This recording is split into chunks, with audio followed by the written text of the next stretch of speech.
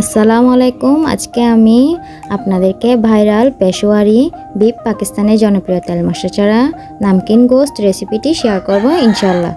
এই খাবারের মূল বৈশিষ্ট্য হচ্ছে খুবই কম বা নামমাত্র মশলায় রান্নাটা করা হয়ে থাকে, আর তেলের বদলে ব্যবহার করা হয় মাংসের ফ্যাট, যার কারণে কম তেল মশলায় রান্নাটা হবার পরও খাবারটা হয় খুবই রিচ আর ফ্লেভারফুল, আর মাংসের যে অরিজিনাল বা ন্যাচারাল একটা স্বাদ সেটা একদম অক্ষুণ্ণ থাকে।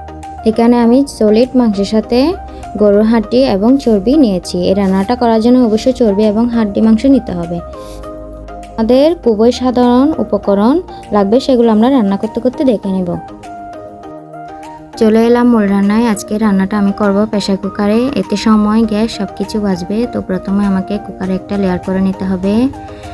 একটা লেয়ার হয়ে গেলে সেখানে স্বাদ মতো লবণ, গোটা এলাচ, আদা কুচি এবং ঝালের জন্য কাঁচামরিচ দিয়ে দিতে হবে। এরপর এর উপরে আমি আরও একটি লেয়ার করে নিব। এখানেও স্বাদ মতো লবণ, আদা কুচি, কাঁচামরিচ,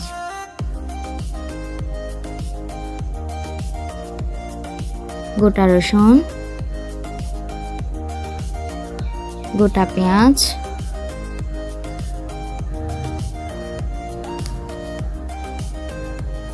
গোটা আলু, লেবুর রস 1 টেবিল চামচ পরিমাণ দিয়ে দিয়েছি। যেহেতু প্রেসার কুকার রান্নাটা করব সেহেতু এখানে 1 কাপ পানি দিয়ে দিব। প্রথমে হাই হিটে আমি একটা সিটি দিয়ে দিব। এরপরে চুলার আঁচটা মিডিয়াম লোতে করে আরও 30 মিনিট রান্নাটা করে নিব।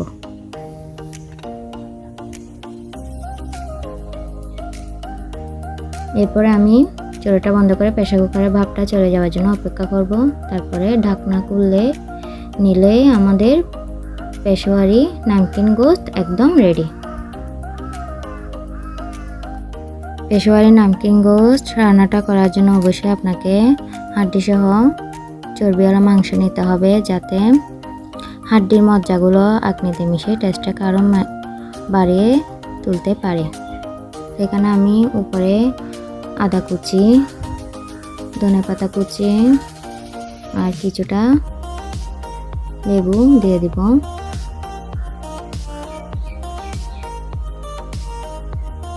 এরপরে আমি সার্ভিং ডিশে সার্ভ করলাম এবং এখানে যে তেলগুলো হলো সেগুলো উপরে একটু করে দিয়ে দিলাম।